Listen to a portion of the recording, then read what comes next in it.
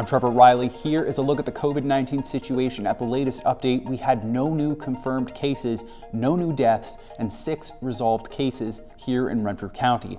Total tests done sit at 1,046, and negative tests now sit at 861, and we are currently awaiting the results of 171 tests. In the province of Ontario, the number of cases went up by 606, bringing the total to 11,184, and that is a 5% increase from the last report. 584 deaths have been reported, along with 5,515 resolved cases. The total testing in the province has now reached over 164,000 at the 10:30 a.m. update of April 20th. Businesses from all over the province are helping in the creation of medical equipment such as masks and gowns. Warrior Gear here in Pembroke has become one of those companies in our backyard that is looking to help frontline workers and local people in our community. Specializing in military gear for the Canadian Armed Forces, they decided to make the switch as the COVID-19 situation moved in. I was joined by Cass and Luca of Warrior Gear from their office in Pembroke, and I spoke to them about how COVID-19 has changed things and also about their switch to help the local community.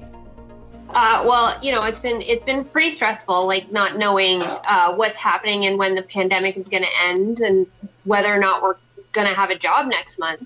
I'm not only thinking about how I'm going to take care of my family, but also how our employees are going to take care of their families. So our normal operation, we do bags.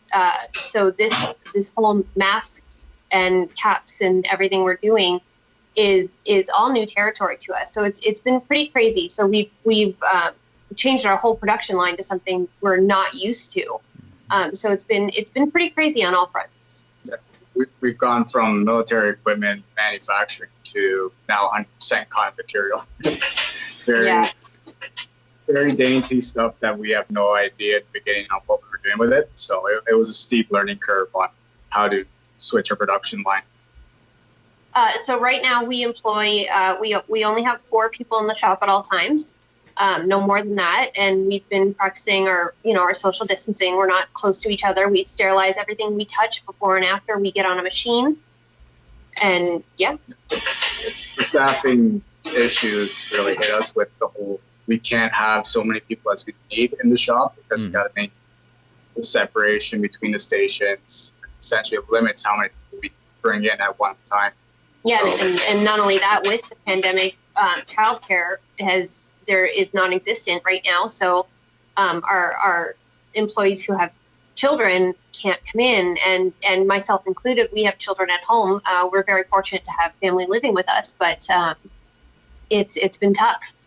What was kind of the mindset of switching over to masks? Because it's not exactly, like you said, it's not relevant to what you guys were creating before. What were kind of the stages you guys went through to decide, hey, we should switch and start producing these masks for frontline workers? So this was my idea. I totally threw Cass a curveball. Yeah.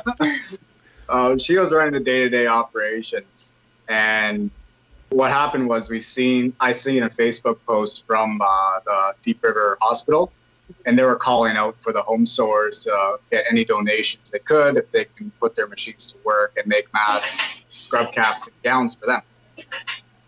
So I reached out to the hospital rep there, and she told me, we have an army of home stores that are ready to do the masks for us, but we have no one to do the caps and gowns. Mm-hmm. So we actually started doing the scrub caps for them because it was more technically inclined article. So we said the masks are easy, the home stores can do them. And we focus on the more technical aspects because we have the equipment and expertise for that. Even with that, the home stores, even though they're doing the mask, we also posted that we can assist with that. So we've donated a lot of elastic, which is really hard to come by right now. Everybody's stockpiling. So things like elastic and buttons are very hard to come by. So we posted all the home stores, we can give you what we have to help you. We're also telling them we also have a machine that cuts material in a tenth of the time that you could do it by hand. So if they want to bring it in and we cut it for them, And of course, we're doing this all contactless. They drop off at the front door, we do it, and then we put it back outside and they come pick it up. Yeah, it's evolved after that Facebook post. We went to we're going to do a one-time shot, a couple hundred scrub caps. Then probably that would have been it done. But then with the Facebook post, it's just been nonstop. We went from looking to support Deep River Hospital, so then Pembroke Regional Hospital, we got community living, all the way to Toronto. Yeah, down to Toronto. It's just been nonstop. So we're like, okay, how do we scale this? And then it went from how do we switch production to now how do we scale production to be able to meet the demands that people are coming out with. And it's been crazy.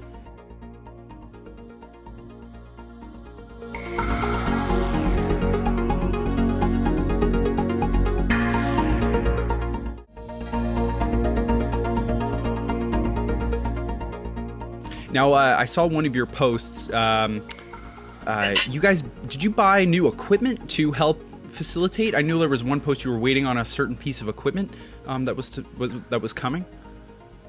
Yeah, like we said before, we've changed out our entire production line. So we then bought new equipment that we're able to do the cotton fabric, but we can also use the equipment later for whenever this pandemic ends, we can continue using that equipment.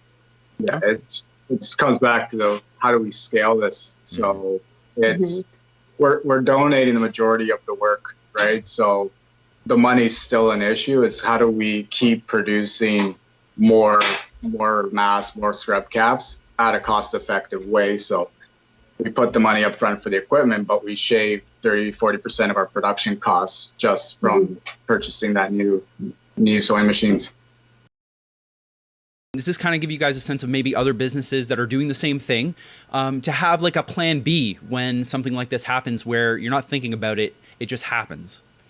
Absolutely. And now that it's happening and we've got the know-how and we're kind of learning as we go, like you said, hopefully it doesn't happen again, but if it does, then we'll have the knowledge to just jump right in and do it. Do what we need to do. And it's like you said, it reminds us of essentially the World War II war effort, right? It's the amount of support we're getting from the community. It's everyone standing up to call or to answer the call from the hospitals. Essentially what it was a call to arms for them. And we've had numerous requests from home sewers. There literally is an army of home sewers out there putting product forward. And we're not the only ones doing this. We have other companies that we work with. They're doing up towards 10,000 masks a day, a week. And it's just been incredible, the amount of conversions that people have put into what they're doing at home and in their businesses. We got one charity right now that we're working on. They requested 300 masks, and they're going towards military families or members that have a spouse that's deployed. Yeah. So for us, that's one less thing for the families to worry about. At least they have a little bit of peace of mind if they have to go out to the grocery store. It's a single mother at this point, or a single father going to a grocery store with 2 kids. It's hard for them to be in that position. So if we can give them something that they feel like to protect themselves or others, it helps out in that case. And it hits home. It's hard to say no to stuff like that.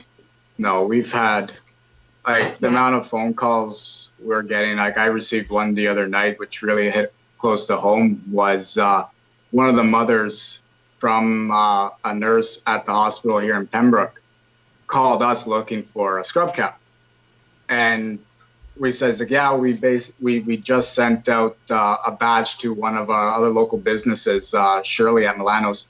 She's been sewing all of our buttons on for us because we're not used to buttons. Yeah. So we sent that out, but she called me back crying, saying that her daughter didn't get any of that badge and wanted to buy some directly from me. And I said, no, we'll give them to you. But the fact that she came crying and just the fear in her voice for her daughter being put in that position, because this isn't what they're accustomed to. Right, everyone is out of their element. The healthcare workers are not used to this scenario, right? Like we manufacture military equipment, so they understand the perils that they go into. But for the rest of someone at home, now the fight is at their doorstep. Yeah, it's hard when they're so used to having PPE so available to them to having almost nothing, and they have to scrounge for whatever they can. So we're just trying to, our main goal is just to try and give them a little less stress. Try to ease it off a little bit. I want to thank you guys for your continued efforts helping here in Pembroke and beyond. Yeah. Thank you. Awesome. Right on. Thanks for reaching out.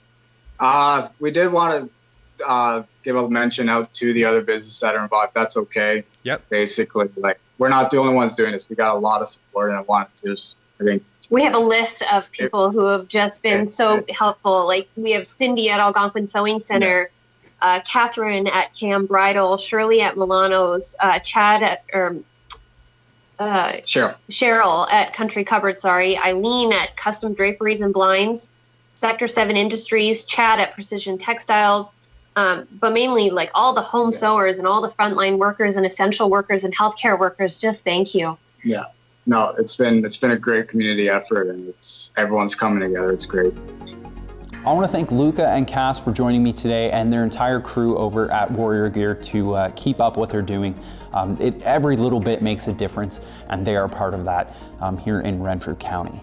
I want to thank you guys for watching. I'm Trevor Riley. We'll see you next time.